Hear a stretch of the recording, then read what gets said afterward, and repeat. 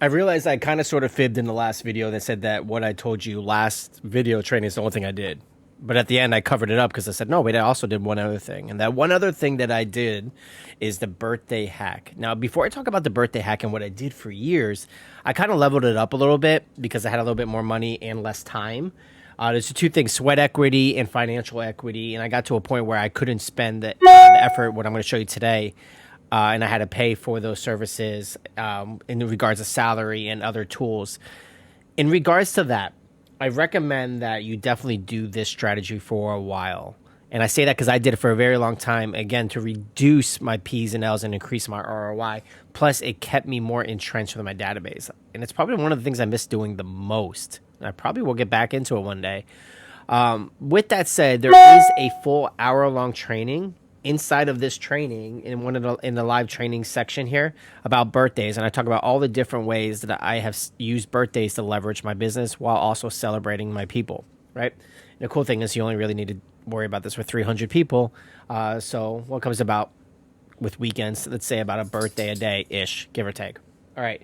So the birthday hack's kind of cool. The birthday hack forces you to stay on top of your game and keeping your database updated. And I'm going to show you the methods that I use for a very long time.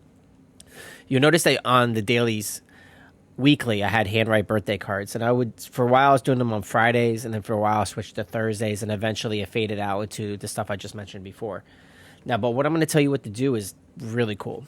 And it's not too challenging, not too difficult, but no one does it. And I don't know why. It's worked forever. So what you want to do is once you have all your people in Facebook, yes, you have to have them in Facebook. If you're an Instagram person or something like that, you got to find another way to figure out their birthdays. And maybe you do a different system altogether, but try to stay consistent with it. So in here, what I used to do is you just type in the word birthday in your search field on Facebook, and you'll see upcoming birthdays. And what I'll do is, whenever it decides to load, there it goes. So these are today's birthdays, right?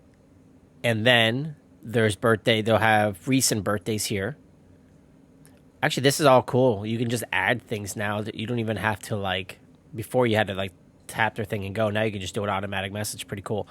But what I would do here is this would keep me every week in tune with people in my world.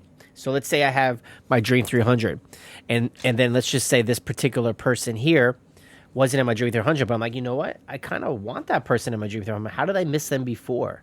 And that just kind of gets me going, get my brain going. Maybe I should add them, and then I add them, and I start conversations, and maybe that could be another deal in the future, or maybe we can just form some sort of relationship one way or another. But keeping up with the birthdays that were coming in the next week really kept me on top of this thing because I made it a thing to make sure I check birthdays every week, whether it was Thursday or Friday. And it just doesn't stop there. You want to buy yourself a box of birthday cards, and you want to every week handwrite personal birthdays for the upcoming week or two if you think you're going to be busy for 2 weeks. And the birthday cards have nothing to do with, you don't put your business card, your logo, or anything. It's all about them. And it's just saying, hey, want to wish you a happy birthday. Hope it's great. If the birthday is 2 weeks away and you just have to do it now, hey, I wanted to be the first to send you a birthday card, so here you go. If you happen to be late a week, hey, happy belated birthday. Next year I'll be on time. I pinky swear, right? That extra mail touch in addition to the magnet letters goes a long way. And I'll give you bonus points too if you want to put half birthdays on your CRM. If you're using an Excel sheet or a regular CRM, create a task or create a half birthday and write them a half birthday card. Right? That's this touch that no one else provides that makes you stand out. But what it was really cool about, in addition to what we just said, the birthday card method, was that now I would go in and become a force me to double check their addresses because I'm sending them something in the mail. So let's say they didn't give me their address for the magnet cards before. Then I can go, hey, I'm going to send you something for your birthday, but I didn't get your best mailing address. What is it? Remember, mailing address. And then that's just a reason for you to get their mailing address without being too creepy. Do you see how this all works out? Right? And then over time, as you do this, your sales are going to go up and you might have to spend your time on some other things. But for now, I want to say do this for at least 2 years, for a while, at least 2 birthday cycles.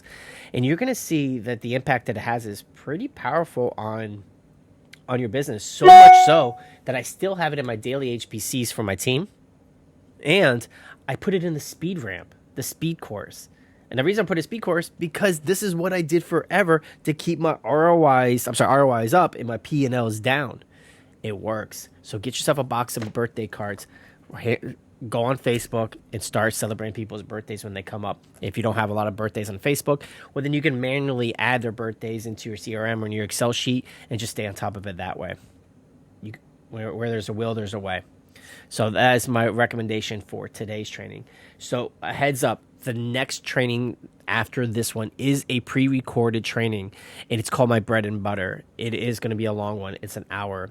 I was going to re-record it, but I'm like, there's no reason, because My Bread and Butter to show you takes a little time. It's actually all the things that you just learned here, but condensed into 1 hour format. And with more tidbits and Q&As with some of the Coach My Koozie members. Maybe you were on that one, I don't know. But don't skip it. Make sure you watch that. And then after you watch that training, the last phase of Speed Ramp is going to be the listing presentation. Which brings you to what? This is the 3 P's. So we did product. Tomorrow's going to wrap up your promotion. And then, by the way, there's a lot more product and promotion stuff in the longer version, but you don't need that right now. This is Speed Ramp. This is what you need. The other stuff is just bells and whistles. And then we're going to go on the listing presentation side, right? And that is it, my friends. I will see you on the next video.